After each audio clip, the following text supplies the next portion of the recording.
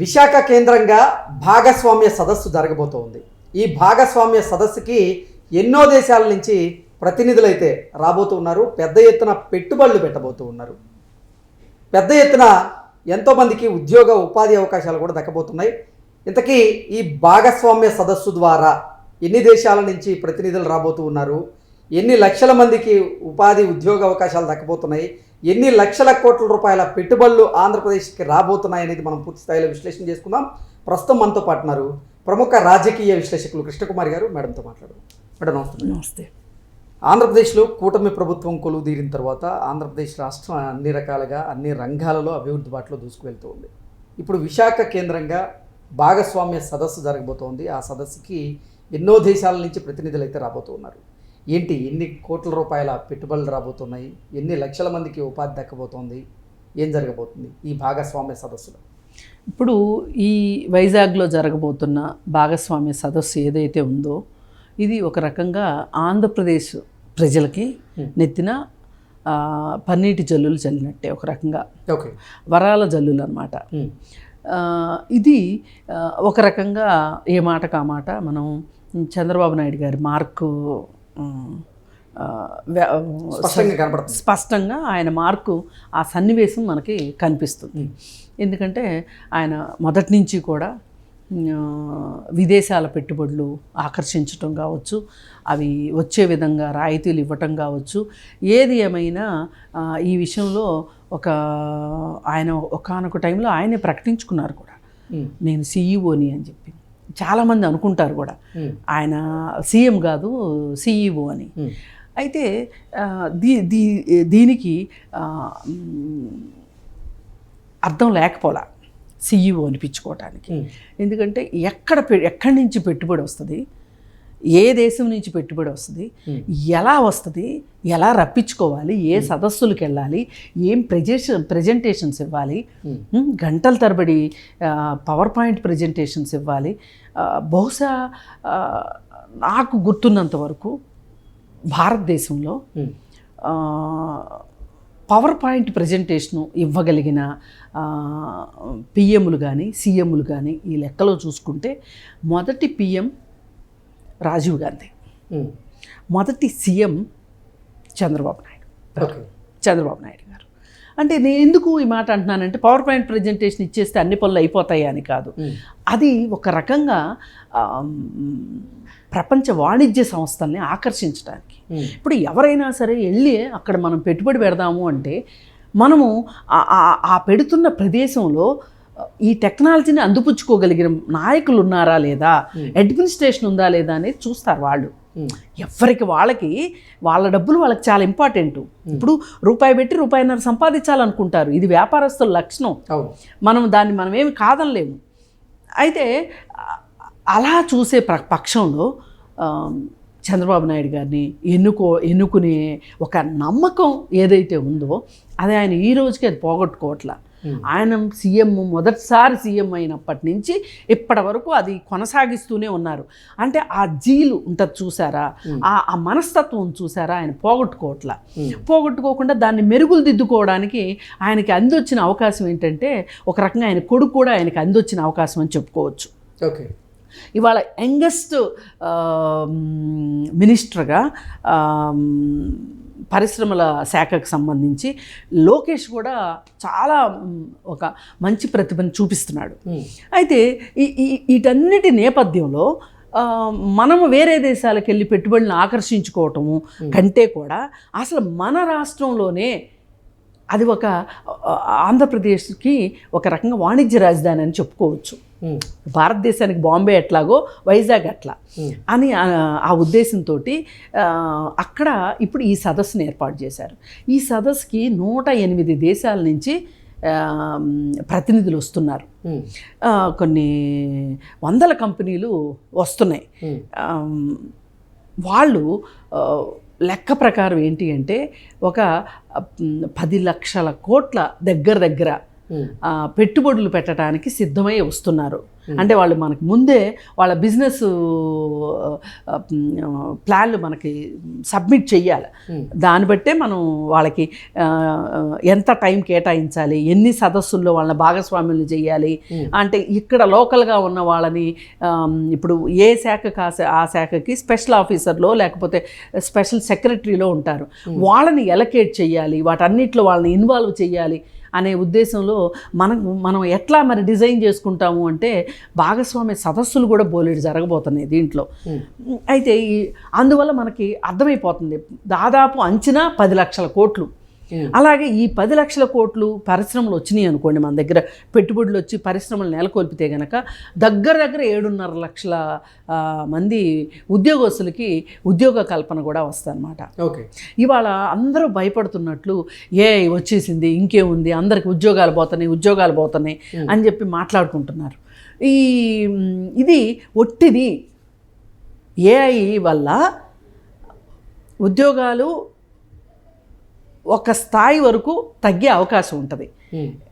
తగ్గినప్పటికీ కూడా ఈ ఉద్యోగాలు ఎవరైతే ఉద్యోగాలు పోగొట్టుకుంటారో వాళ్ళు మళ్ళీ కొత్త టెక్నాలజీలు నేర్చుకుంటే కనుక వాళ్ళకి మళ్ళీ ఉద్యోగాలు వస్తాయి. అందుకని ఏఐ వచ్చేసింది ఇంకా ఉద్యోగాలు పోతున్నాయి ఇంకేముంది అలా అనుకుంటే దేశాలు మునిగిపోవు. ఆర్టిఫిషియల్ ఇంటెలిజెన్స్ టెక్నాలజీ మీద ఎవరైతే నైపుణ్యం తెచ్చుకుంటారో వాళ్ళకి మళ్ళీ అవకాశాలు వస్తాయి. అందుకని ఇవాళ భయపడుతున్న ఈ పరిస్థితుల్లో ఈ సదస్సు జరగడం చాలా ప్రాధాన్యత సంతరించుకుంది. ఇప్పుడు ఉద్యోగాలు పోతాయి అనే ఒక రకమైన ఒక ఆందోళన, భయం, ఫియర్ ఫ్యాక్టర్లో ప్రజలు ఉన్నారు. ఆ ఫియర్ ఫ్యాక్టర్ని దెబ్బకొట్టేటట్లు ఇప్పుడు ఈ సదస్సు జరగబోతుంది. ఈ సదస్సులో ఇప్పుడు 7.5 లక్షల మందికి ఉద్యోగాలు వస్తాయి అంటే ఇప్పుడు రేపొద్దున ఏమేమి సంస్థలు నెలకొల్పబోతున్నారో మనకి వచ్చేస్తుంది, లిస్ట్ వచ్చేస్తుంది. దాన్ని బట్టి ఆల్రెడీ చదువుకున్న వాళ్ళు ఆ సంస్థలకు అవసరాలకు అనుగుణంగా వీళ్ళు ఈలోపు నేర్చుకున్నారనుకోండి, కోర్సెస్ కావచ్చు, నైపుణ్యాలు మెరుగుపరుచుకోవటం కావచ్చు, వీళ్ళు సన్నద్ధం అయ్యారనుకోండి, వీళ్ళే ఫస్ట్ వరుసలో ఉంటారు. అందుకోసం ఏంటి అంటే రాబోయే రోజుల్లో ఆంధ్రప్రదేశ్లో ఉద్యోగాలు పోతున్నాయి సాఫ్ట్వేర్లో అనే భయం లేకోకుండా ఇప్పుడు కొత్తగా వచ్చే స్టూడెంట్స్కి కూడా ఇదివరకు ఇట్లాగా ఒక మధ్యకాలం ఏమైందంటే ఇంజనీరింగ్ కాలేజీలు పెట్టినప్పుడున్న టైంకిను ఇప్పుడున్న టైంకి మధ్యలో ఒక కాలము, ఒక సంధికాలం అని చెప్పొచ్చు దాన్ని. అసలు ఎట్లా అంటే కోళ్ల ఫారాలో కోళ్ళని హ్యాచ్ చేసినట్టు ఇంజనీరింగ్ స్టూడెంట్స్ని తయారు చేసి దేశం మీదకు వదిలేశారు. వాళ్ళ దగ్గర నైపుణ్యతలు అంటే వాళ్ళు ఒక పాలిటెక్నికల్ చదివిన స్టూడెంట్ కంటే కూడా అధ్వానంగా ఇంజనీరింగ్ కాలేజీలు, ప్రైవేట్ ఇంజనీరింగ్ కాలేజీలు, ప్రొఫెసర్స్ లేకోకుండా కాలేజీల్లో కేవలం ఫీజు రియంబర్స్ మీదే ఆధారపడి చాలా ఇంజనీరింగ్ కాలేజీలు వచ్చినాయి. ఈ రావడం వల్ల ఏమైంది అంటే అసలు ఫీజు రియంబర్స్మెంట్ పథకం పెట్టింది కొంతమంది చదువుకోలేని వాళ్ళ కోసము అయితే అది ఎలా అయ్యిందంటే చివరికి ఇడిదిరిగి ఇంజనీరింగ్ కాలేజీలకి మేత పెట్టడానికి లాగా తయారైంది. అంటే దాని లక్ష్యం దిశ మార్చుకుందనమాట, తుఫాను దిశ మార్చుకున్నట్లు. దానివల్ల కూడా నైపుణ్యాలు బాగా తగ్గిపోయినాయి స్టూడెంట్స్కి. ఈ తగ్గిపోవటంతో ఇవాళ చాలామంది ఉద్యోగస్తులకి ఉద్యోగాలు పోవటానికి కూడా ఇది కూడా ఒక కారణం అనమాట. క్యాంపస్ సెలక్షన్స్ ఒకప్పుడు బాగా జరిగేవి. కొంచెం ఆ సాఫ్ట్వేర్ రంగంలో ఉన్న స్తబ్దత ఒక కారణం కావచ్చు, మన దగ్గర నైపుణ్యాలు కూడా బాగా తక్కువైపోయినాయి. ఈ 2 సంవత్సరాల నుంచి స్కిల్ అనే మాట ఎక్కువ వినిపిస్తుంది.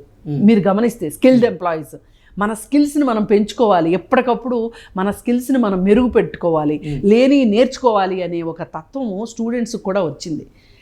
ఇప్పుడు స్టూడెంట్స్ కనుక ఈ వస్తున్న కంపెనీలు ఏవైతే ఉంటాయో ఆ కంపెనీల్లో గనక వాళ్ళకి కావాల్సిన నైపుణ్యాలు గనక నేర్చుకున్నారనుకోండి, ఏ విదేశము వెళ్ళబడలే. మన ఆంధ్రప్రదేశ్లో చదువుకున్న ప్రతి విద్యార్థికి, ఫ్రెషర్స్కి ఉద్యోగాలు వచ్చే అవకాశాలు ఉంటాయి. అంటే మనము ఈ ఆశాభావంతో సమాజంలో ఎప్పుడు కూడానండి ఒక ఆశని, ఒక ఉత్కంఠతని, ఒక ఆలోచనని రేకెత్తించేలాగా ఉండాలి మీడియా. అంతేగాని ఇంకేముంది అదైపోయింది ఇదైపోయింది అనే ఒక నిరాశను ఎప్పుడు కల్పించకూడదు. అందుకే నేను ఎప్పుడు ప్రత్యేకంగా ఒక స్టూడెంట్ చదువుకుంటున్నాడు అంటే దేనికోసం చదువుకుంటున్నాడు, విజ్ఞానం కోసం చదువుకోవాలి. కానీ ఒక ఆశ ఏంటి, ఇది నాకు ఉపాధిని ఇస్తుందా ఇవ్వదా, ఆ నమ్మకం ఉంది అనుకోండి, ఆ విద్యార్థికి ఒక ఉత్సాహం ఉంటుంది. నేను ఈ చదువు అయిపోయిన తర్వాత నాకు పలానా ఉద్యోగం వస్తుంది, ఈ పలానా ఉద్యోగం వస్తే నేను నా తల్లిదండ్రుల ఆశల్ని నేను నెరవేర్చిన వాడిని అవుతాను, అలాగే నా బాధ్యతలను నేను నెరవేర్చిన వాడిని అవుతాను అనే ఒక నమ్మకం విద్యార్థికి ఉందనుకోండి, బాగా చదువుతాడు. అలా చదివేటప్పుడు ఇప్పుడు ఈరోజు ఏదైతే మనము ఇంజనీరింగ్ కాలేజీలో గంజాయి మత్తు పదార్థాలు వీటి గురించి మనం మాట్లాడుకుంటున్నాం, ఎందుకు వాళ్ళు అలా మారుతున్నారు అంటే, ఏదో అమ్మా నాన్నలు చేర్పించారు, రేపు ఉద్యోగం వస్తో రాదో అనే ఒక నిరాశతోటి కూడా విద్యార్థులు ఒక నమ్మకం లేక కూడా ఒక షార్ట్ టర్మ్ ఏమంటారు, ఒక ప్లెజర్ కోసం అవి తీసుకుంటున్నారు. కానీ వాళ్ళ ప్లెజరు రేపు నాకు ఒక మంచి ఉద్యోగం వస్తుంది, సమాజంలో నాకు ఒక ఉన్నత స్థానం లభిస్తుంది అంటే ఆ పిల్లలు చదువుకునే విధానం వేరుంటుంది. ఆ పిల్లలు ఇవాళ engineering 3rd year 4th year పిల్లలు కనుక ఈ ఉత్సాహంతో చదువుకున్నారనుకోండి, చదువుకునేటప్పుడే కొన్ని ఎక్స్ట్రా కోర్సులు నేర్చుకున్నారనుకోండి, రేపు కరెక్ట్గా ఈ పరిశ్రమలు పెట్టే టైంకి ఈ స్టూడెంట్స్ రెడీగా ఉంటారు, చక్కగా ఉద్యోగాలు వస్తాయి. మనము ఈరోజు పరిశ్రమ పెట్టేసేసి ఈరోజే ఎంప్లాయీస్ అందరూ వచ్చేసేయాలి అనేది కోరుకోకూడదు. ఏదైనా సరే మనకి కొంచెం లాంగ్ టర్మ్లో మనకి రిజల్ట్ అనేది వస్తుంది. ఇప్పుడు 2020 చూసుకోండి, 2020లో వేసిన విత్తనాలు ఇప్పుడు మొలకెత్తినాయి. ఇప్పుడు 2047లో మనం ఏదైతే వృక్షాలుగా చూడాలనుకుంటున్నామో ఆ చెట్లు ఇప్పుడు పెరగడం మొదలవుతాయి. అందుకని ఏంటంటే ఆశాభావంతో స్టూడెంట్స్ ఉండాలి, అలాగే తల్లిదండ్రులు ఉండాలి, అలాగే ఇంజనీరింగ్ కాలేజీలు కూడా పిల్లలకి ఉపాధి కలిగించేలాగా చెప్తే ఇప్పుడు ఇక్కడ మనకి ఈ లక్షల ఉద్యోగాలు ఏవైతే వస్తాయి అనుకుంటున్నామో దానికి సంసిద్ధులుగా పిల్లలు రెడీ అయ్యారనుకోండి, ఆంధ్రప్రదేశ్ భవిష్యత్తు అంటే ఏదైనా అండి ఉపాధి ఉన్నప్పుడే రాష్ట్ర అభివృద్ధి జరుగుతుంది. యువతకి ఉపాధి ఉంటేనే వాళ్ళకి జీతాలు వస్తూ ఉంటేనే, ఇన్కమ్ వస్తేనే వాళ్ళు ఖర్చు పెట్టగలుగుతారు. ఖర్చు పెడితేనే చాలామందికి ప్రత్యక్షంగా పరోక్షంగా కూడా జీవితం ఉంటుంది. దీనివల్ల రాష్ట్ర ఆదాయం పెరుగుతుంది. రాష్ట్ర ఆదాయం పెరిగితే మళ్ళీ ఏం చేస్తాం, రాష్ట్ర ఆదాయాన్ని మళ్ళీ పరిశ్రమలు నెలకొల్పడానికి, రాయితీలు ఇవ్వడానికి, సంక్షేమ కార్యక్రమాలకి ఉపయోగపడుతుంది అన్నమాట. అందుకని ఇవన్నీ జరగాలి అంటే గనక ఇట్లాంటి సమావేశం ఒకటి జరగాలి. ఇలాంటి ఏమీ జరగకోకుండా మనము కలలు కనేసేసి, ఇప్పుడు పోయినసారి ప్రభుత్వంలో అమర్నాథ్ గారు అన్నట్లు కోడిగుడ్డు కోడిపిల్ల అవి చెప్పుకుంటూ మనం కథలు చెప్పుకుంటూ ముందుకెళ్తే ఏముండదు. 5 సంవత్సరాలు గిర్రును తిరిగిపోయినాయి. లాస్ట్ టర్మ్లో ఏం సాధించామంటే ఏమీ లేదు, సిద్ధన్న అద్దంకి వెళ్ళి వచ్చినట్టు అయింది. అందుకని ఇప్పుడు మట్టుకు ఇది ఒక శుభారంభంగా, అలాగే ఆంధ్రప్రదేశ్కి ఒక రకంగా ఒక మంచి రాష్ట్రంగా, సౌత్లోనే ఒక మంచి రాష్ట్రంగా, అలాగే దేశంలో కూడా ఆంధ్రప్రదేశ్ జెండా ఎగరాలని నేను కోరుకుంటాను. Okay madam, thank you so much. Thank you.